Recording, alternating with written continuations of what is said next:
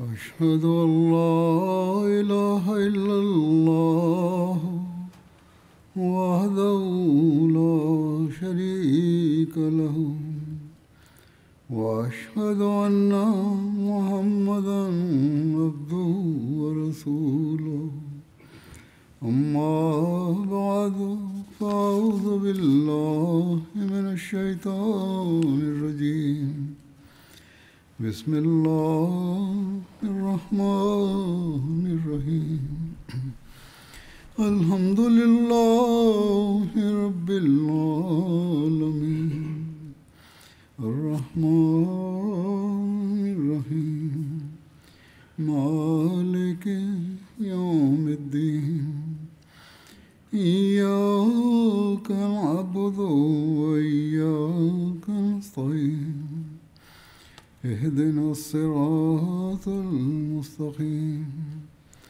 صراط الذين أنعمت عليهم غير المغضوب عليهم ولا الضالين.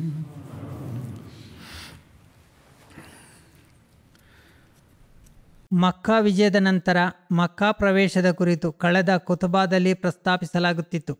ಅದರ ಮತ್ತಷ್ಟು ವಿವರಗಳು ಹೀಗಿವೆ. ಇಬ್ನ್ ಇಸ್ಹಾಕ್ ಬರೆದಿರುವರು, ಅಬು ಸೂಫಿಯಾನ್ ಅಲ್ಲಾಹನ ಸೈನ್ಯವನ್ನು ನೋಡಿ ಹಿಂದಿರುಗಿದನು. ಹಜರತ್ ಪೈಗಂಬರ್ ಸಲ್ಲಲ್ಲಾಹು ಅಲೈಹಿ ವಸಲ್ಲಮರು ತಮ್ಮ ಹಸಿರು ವಸ್ತ್ರಧಾರಿ ಸೇನೆಯೊಂದಿಗೆ ಬಂದರು.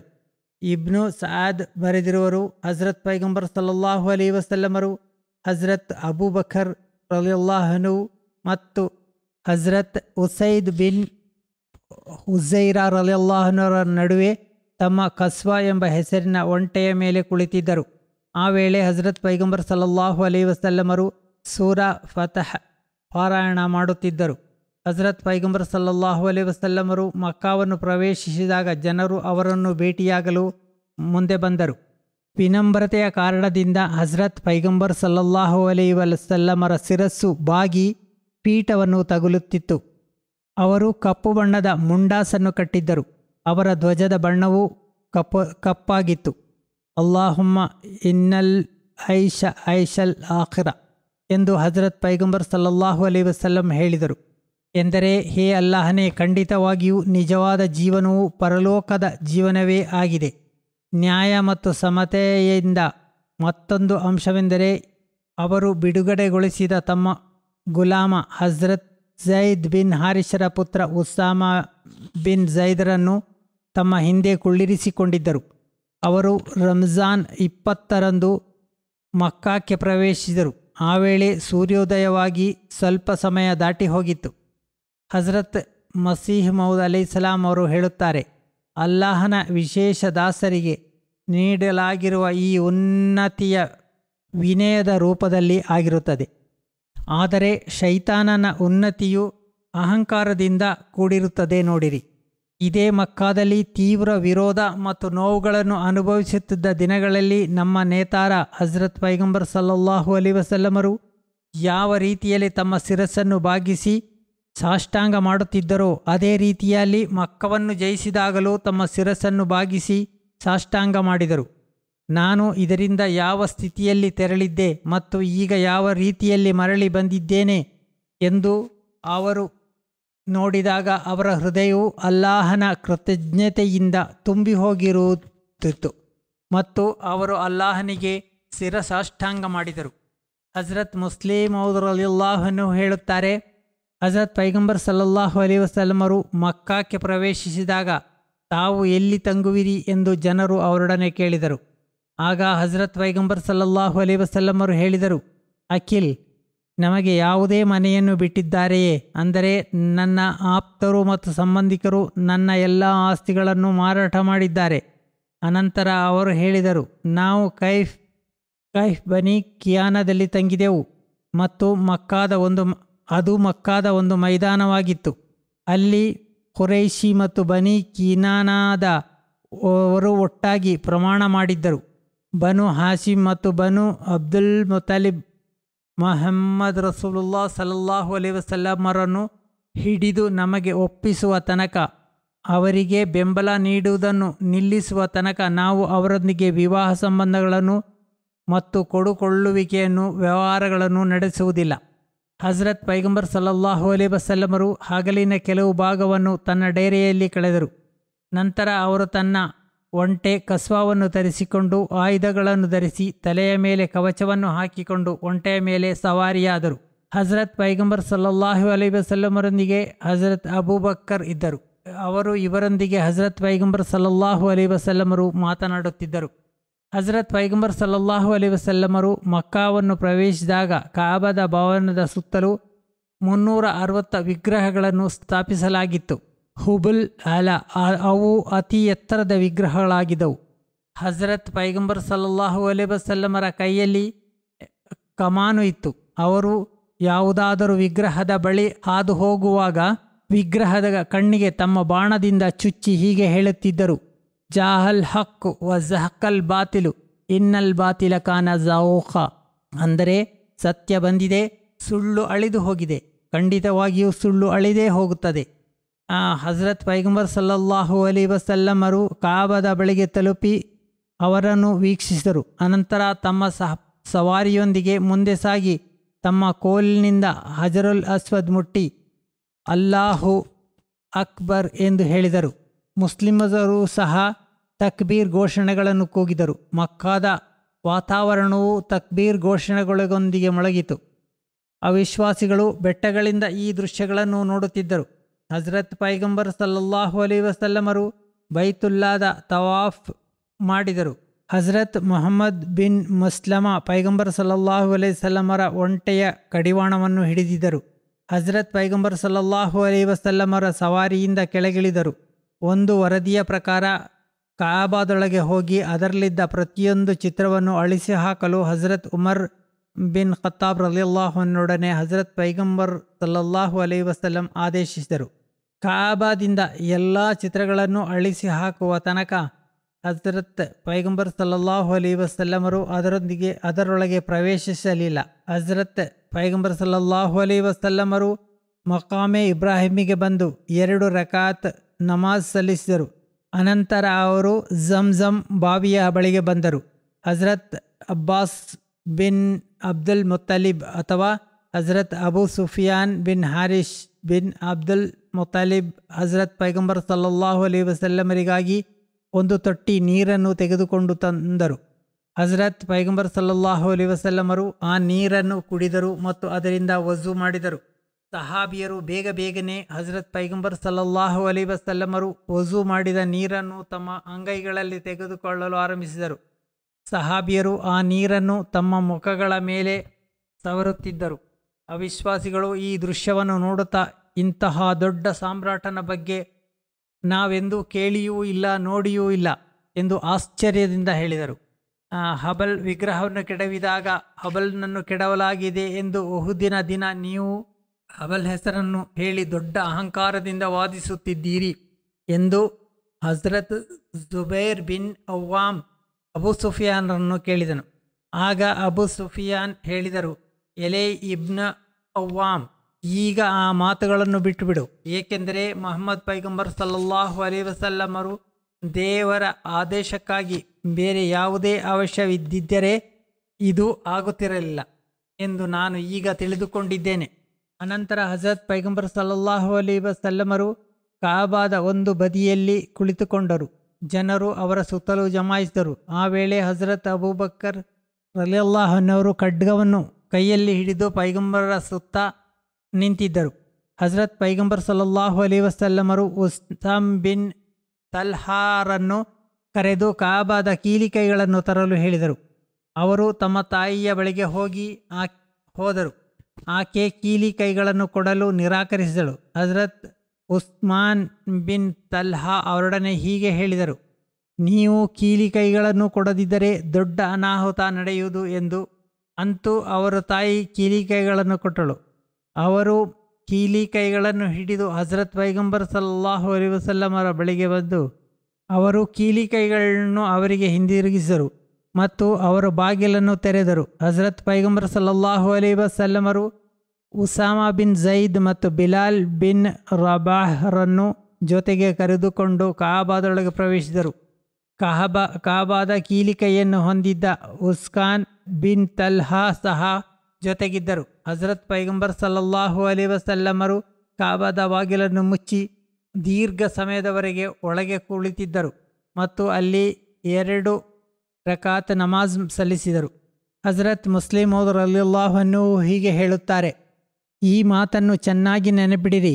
ಬೈತುಲ್ಲಾದಲ್ಲಿ ಹಜರತ್ ಅಸ್ವದ್ ಇರುವ ರೀತಿಯಲ್ಲಿ ಎದೆಯ ಭಾಗದಲ್ಲಿ ಹೃದಯವಿದೆ. ಸತ್ಯ ನಿಷೇಧಿಗಳು ವಿಗ್ರಹಗಳನ್ನು ಇಟ್ಟಿದ್ದ ಒಂದು ಕಾಲವು ಬೈತುಲ್ಲಾದ ಮೇಲೂ ಇತ್ತು. ಬೈತುಲ್ಲಾದ ಮುಂದೆ ಅಂತಹ ಕಾಲ ಬರದೇ ಇರಬಹುದಿತ್ತು. ಆದರೆ ಅಲ್ಲಾಹನು ಅದನ್ನು ಒಂದು ಉದಾಹರಣೆಯಾಗಿ ಇರಿಸಿರುವನು. ಮಾನವ ಹೃದಯ ಕೂಡ ಹಜರಲ್ ಅಸ್ವದ್ನಂತೆ ಆಗಿದೆ. ಅದರ ಎದೆಯು ಬೈತುಲ್ಲಾಗೆ ಹೋಲುತ್ತದೆ. ಅಲ್ಲಾಹನ ಹೊರತಾದ ಚಿಂತೆಗಳು ಆ ವಿಗ್ರಹಗಳಾಗಿವೆ.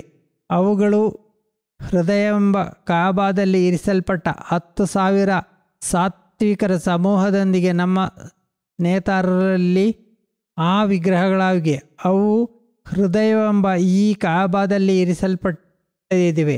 10,000 ಸಾತ್ವಿಕರ ಸಮೂಹದೊಂದಿಗೆ ನಮ್ಮ ನೇತಾರರಾದ ಹಜರತ್ ಮುಹಮ್ಮದ್ ಸಲ್ಲಲ್ಲಾಹು ಅಲೈಹಿ ವಸಲ್ಲಂ ಅಲ್ಲಿಗೆ ಹೋಗಿ ಮಕ್ಕಾವನ್ನು ಗೆದ್ದಾಗ ಮಕ್ಕಾದ ವಿಗ್ರಹಗಳ ನಿರ್ಮೂಲನೆಯಾಯಿತು. ಆ 10,000 ಸಹಾಬಿಯರನ್ನು ಹಿಂದಿನ ಗ್ರಂಥಗಳಲ್ಲಿ ದೇವದೂತರು ಎಂದು ಬರೆಯಲಾಗಿದೆ. ಸತ್ಯದಲ್ಲಿ ಅವರ ಘನತೆಯನ್ನು ದೇವದೂತರಷ್ಟೇ ಆಗಿತ್ತು. ಮಾನವ ಶಕ್ತಿಗಳು ಕೂಡ ಒಂದು ರೀತಿಯಲ್ಲಿ ದೇವದೂತರ ಸ್ಥಾನವನ್ನು ಹೊಂದಿವೆ. ಏಕೆಂದರೆ ದೇವದೂತರ ವೈಶಿಷ್ಟ್ಯ ಯಫ್ ಅಲೂನ್ ಮಾ ಯಮರೂನ್, ಅವರು ಆದೇಶಿಸಿದಂತೆ ಮಾಡುತ್ತಾರೆ. ಅದೇ ರೀತಿ ಮಾನವ ಶಕ್ತಿಗಳ ವಿಶೇಷತೆಯನ್ನು ಕೂಡ ನಮಗೆ ನೀಡಲಾಗಿದೆ. ಯಾವುದೇ ಆದೇಶವನ್ನು ಪಾಲಿಸುವುದಾಗಿದೆ. ಮಕ್ಕಾ ವಿಜಯದ ಸಂದರ್ಭದಲ್ಲಿ ಹಜರತ್ ಪೈಗಂಬರ್ ಸಲ್ಲಲ್ಲಾಹು ಅಲೈಹಿ ವಸಲ್ಲಮರು ಕುರೈಶಿಯರೊಡನೆ ಹೇಳಿದರು, ಎಲೈ ಕುರೈಶಿಯವರೇ, ನಾನು ನಿಮ್ಮೊಂದಿಗೆ ಯಾವ ರೀತಿ ವರ್ತಿಸುತ್ತೇನೆಂದು ನೀವು ಭಾವಿಸುತ್ತೀರಿ? ಕುರೈಶಿಯರು ಹೇಳಿದರು, ನೀವು ಏನು ಮಾಡಿದರೂ ಉತ್ತಮವಾಗಿಯೇ ಮಾಡುವಿರಿ. ನೀವು ಆದರಣೀಯರ ಸಹೋದರ ಮತ್ತು ಗೌರವಾನ್ವಿತ ಸಹೋದರರ ಪುತ್ರರಾಗಿದ್ದೀರಿ. ಹಜರತ್ ಪೈಗಂಬರ್ ಸಲ್ಲಲ್ಲಾಹು ಅಲೈಹಿ ವಸಲ್ಲಂ ಅವರೊಡನೆ ಹೇಳಿದರು, ಹೋಗಿರಿ, ನೀವೆಲ್ಲರೂ ಸ್ವತಂತ್ರರು ಎಂದು ಹೇಳಿದರು. ಈ ಸಾರ್ವತ್ರಿಕ ಕ್ಷಮಾದಾನದ ಘೋಷಣೆಯನ್ನು ಕೇಳಿ ಆ ಕ್ಷಣವೇ ಸಮಾಧಿಗಳಿಂದ ಹೊರಬಂದವರಂತೆ ಜನರು ಹೊರಬಂದು ಮತ್ತು ಇಸ್ಲಾಂ ಧರ್ಮವನ್ನು ಸ್ವೀಕರಿಸಲು ಪ್ರಾರಂಭಿಸಿದರು. ಹಜರತ್ ಮಸೀಹ್ ಮೌದ್ ಅಲೈಹಿಸ್ಸಲಾಂ ಹೇಳುತ್ತಾರೆ, ಎಲ್ಲ ಅವಿಶ್ವಾಸಿಗಳನ್ನು ಬಂಧಿಸಿ ಹಜರತ್ ಪೈಗಂಬರ್ ಸಲ್ಲಲ್ಲಾಹು ಅಲೈಹಿ ವಸಲ್ಲಮರ ಮುಂದೆ ಹಾಜರುಪಡಿಸಿದಾಗ ಅವಿಶ್ವಾಸಿಗಳು ಸ್ವತಃ ತಮ್ಮ ಬಾಯಿಯಿಂದಲೇ ನಮ್ಮ ಕಠಿಣ ಅಪರಾಧಿಗಳಿಗಾಗಿ ನಾವು ಮರಣದಂಡನೆಗೆ ಅರ್ಹರು ಎಂದು ಭಿನ್ನವಿಸುತ್ತಾ, ನಮ್ಮ ಕಠಿಣ ಅಪರಾಧಿಗಳಿಂದಾಗಿ ನಾವು ಮರಣದಂಡನೆಗೆ ಅರ್ಹರು, ನಮ್ಮನ್ನು ನಿಮ್ಮ ಕರುಣೆಗೆ ಒಪ್ಪಿಸುತ್ತೇವೆ ಎಂದು ಒಪ್ಪಿಕೊಂಡರು. ಆಗ ಹಜರತ್ ಪೈಗಂಬರ್ ಸಲ್ಲಲ್ಲಾಹು ಅಲೈಹಿ ವಸಲ್ಲಮರು ಎಲ್ಲರನ್ನೂ ಕ್ಷಮಿಸಿದರು. ಹಜರತ್ ಮಸೀಹ್ ಮೌದ್ ಅಲೈಹಿಸ್ಸಲಾಂ ಮತ್ತೊಂದೆಡೆ ಹೀಗೆ ಹೇಳುತ್ತಾರೆ, ಅವರ ಶಿಕ್ಷೆ ವಿಧಿಸದಿದ್ದರೂ ಅದು ಸಂಪೂರ್ಣವಾಗಿಯೂ ನ್ಯಾಯವಾಗಿತ್ತು. ಆದರೆ ಹಜರತ್ ಪೈಗಂಬರ್ ಸಲ್ಲಲ್ಲಾಹು ಅಲೈಹಿ ವಸಲ್ಲಮರು ಅವರಲ್ಲಿ ಕ್ಷಮೆ ಮತ್ತು ಔದಾರ್ಯದ ಮಾದರಿಯನ್ನು ತೋರಿಸಿದರು. ಪವಾಡಗಳಾಗಿ ಹೊಸದಾಗಿ ಈ ಘಟನೆಗಳು ಸಹ ಸಹಾಬಿಯರ ಮೇಲೆ ಪ್ರಭಾವ ಬೀರಿದರು. ಆದ್ದರಿಂದ ಅವರು ನಿಜವಾದ ಅರ್ಥದಲ್ಲೂ ಮುಹಮ್ಮದ್ ಸಲ್ಲಲ್ಲಾಹು ಅಲೈಹಿ ವಸಲ್ಲಮಗೆ ಪ್ರಶಂಸೆಗೆ ಅರ್ಹರು ಆಗಿದ್ದರು. ಹಜರತ್ ಮಸೀಹ್ ಮೌದ್ ಅಲೈಹಿಸ್ಸಲಾಂ ಹೇಳುತ್ತಾರೆ, ಮಾನವನು ಈ ರೀತಿಯ ಸ್ವಭಾವಗುಣಗಳನ್ನು ತನ್ನಲ್ಲಿ ಬೆಳೆಸಿಕೊಳ್ಳುವವರೆಗೆ ಯಾವುದೇ ಪ್ರಯೋಜನವಿಲ್ಲ. ಹಜರತ್ ಪೈಗಂಬರ್ ಸಲ್ಲಲ್ಲಾಹು ಅಲೈಹಿ ವಸಲ್ಲಮರ ನೈತಿಕ ಮತ್ತು ನಡವಳಿಕೆಯನ್ನು ತನ್ನ ಮಾರ್ಗದರ್ಶನವಾಗಿ ಮಾಡಿಕೊಳ್ಳುವ ಅಲ್ಲಾಹನ ಮೇಲಿನ ಪ್ರೀತಿಯನ್ನು ಮಾನವನು ತನ್ನೊಳಗೆ ಸಂಪೂರ್ಣವಾಗಿ ಬೆಳೆಸಿಕೊಳ್ಳಲು ಸಾಧ್ಯವಿಲ್ಲ. ಅಲ್ಲಾಹುಮ್ಮ ಸಲ್ಲಿ ಅಲಾ ಮುಹಮ್ಮದಿನ್ ವಾಲಿ ಮುಹಮ್ಮದಿನ್. ಹೇ ಅಲ್ಲಾಹ್, ಪೈಗಂಬರ್ ಸಲ್ಲಲ್ಲಾಹು ಅಲೈಹಿ ವಸಲ್ಲಮರು ಮತ್ತು ಅವರ ಕುಟುಂಬದ ಮೇಲೆ ಅನುಗ್ರಹಗಳನ್ನು ಸುರಿಸು. ಉಳಿದ ಭಾಗವನ್ನು ಮುಂದೆ ವಿವರಿಸುತ್ತೇನೆ. ಸೈಯದ್ ಮೌಲೂದ್ ಅಹ್ಮದ್ ಸಾಹೇಬರ ಪತ್ನಿ ಸಯ್ಯಿದಾ ಲುಬ್ನಾ ಅಹ್ಮದ್ ಸಾಹೇಬರ ಮಗಳು ಅಮತ್ತುಲ್ ಹಕೀಮ್ ಬೇಗಂ ಸಾಹೇಬ್ ಮತ್ತು ಸೈಯದ್ ದಾವೂದ್ ಮುಜಫರ್ ಸಾಹೇಬರ ಸೊಸೆ ಆಗಿದ್ದರು.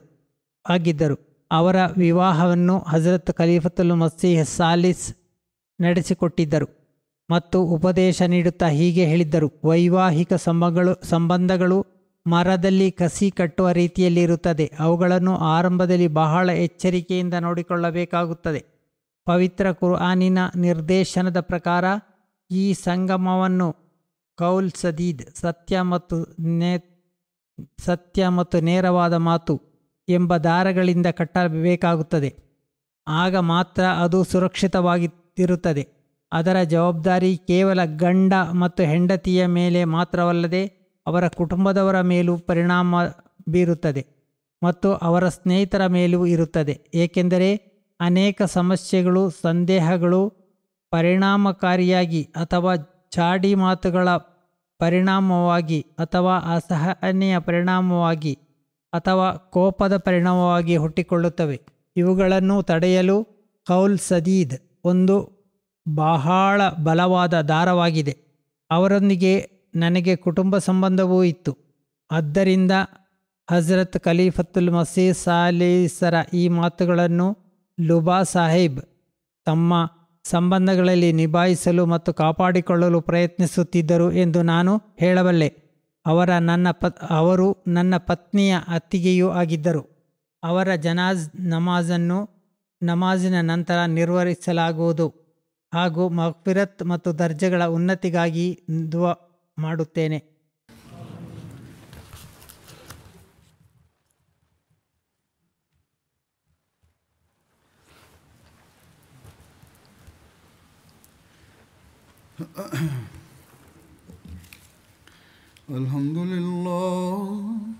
Alhamdulillah nahmaduhu wa nasta'inuhu wa nastaghfiruhu wa nu'minu bihi wa natawakkalu alayhi wa na'udhu billahi min shururi anfusina wa min sayyiati a'malina.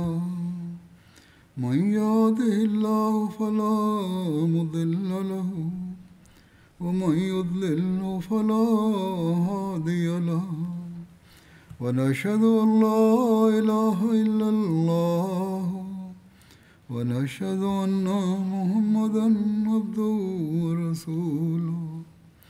عباد الله رحمكم الله إن الله يأمر بالعدل والإحسان وإيتاء ذي القربى وينهى عن الفحشاء والمنكر والبغي يعظكم لعلكم تذكرون. اذكروا الله يذكركم وادعوه يستجب لكم ولذكر الله أكبر.